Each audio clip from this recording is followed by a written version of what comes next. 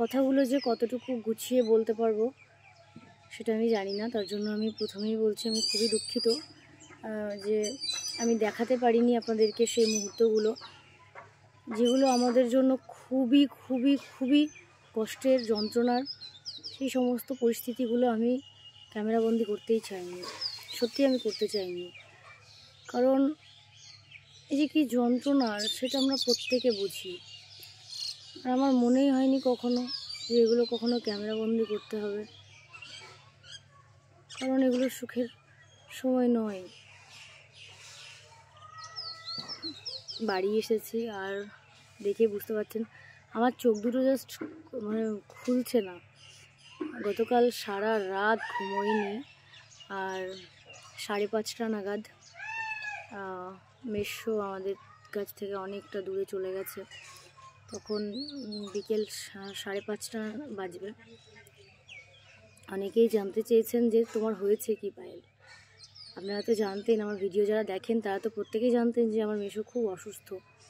তো মেশোর হয়েছিল ক্যান্সার, এবার সেখান থেকে জন্ডিস, আরও অনেক রকম কিছু হয় না, একটা অসুখ বাসা বাঁধলে অনেক রকমের অসুখ তৈরি হয় শরীরে যখন অসুখ বাসা বাঁধে। তো এবার সেখান থেকে গতকাল আমরা গেছিলাম মেশোকে দেখতে। আমরা কিন্তু মানে ওই খবর শুনে যায়নি, আমরা গেছিলাম মেশোকে দেখব, দেখে আবার রিটার্ন আসবো রাত্রিবেলা। মানে কালকে গেছি, আবার কাল রিটার্ন আসবো বলেই গেছি। কিন্তু এমন মানে কপাল দেখুন, হয়তো মানে ভগবানও চাই, আমাদের 5টায় ট্রেন ছিল। তো আমাদের 5টায় ট্রেন থাকলে 4টে নাগাদ বেরোতে হতো, মানে বেরিয়ে চলে আসতে হতো। দিয়ে এবার কি মনে হলো যে আমি বললাম যে মানে ভাইয়ের আসার কথা ছিল, আমার মাসির ছেলে, কারণ ওর পেটে ব্যথা। তা ভাবলাম যে আমার এখানে একটু ডাক্তার দেখিয়ে নেবো, এখন তো পরিস্থিতি ওই রকম, মাসি তো আর সময় পাচ্ছে না সেরকমভাবে, আর সেরকম পরিস্থিতি মন মানসিকতা কিছুই ভালো নেই, কারণ আমি দেখিয়ে নেবো এখান থেকে। তো ভাইকে বলেছি রেডি হতে, ভাই রেডিও হয়েছে। কি মনে হলো 5টার ট্রেনটা যাবো না, 7টার ট্রেনটা ধরবো।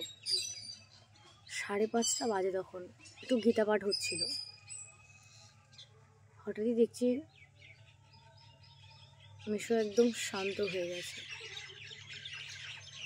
স্তব্ধ হয়ে গেছে,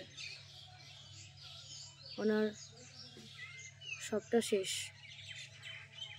এটা কাউকে বোঝাবার নয় যে কি যন্ত্রণার, মাসিকে ওইভাবে দেখার যে কি যন্ত্রণার, সেটা কাউকে বোঝানো নয়।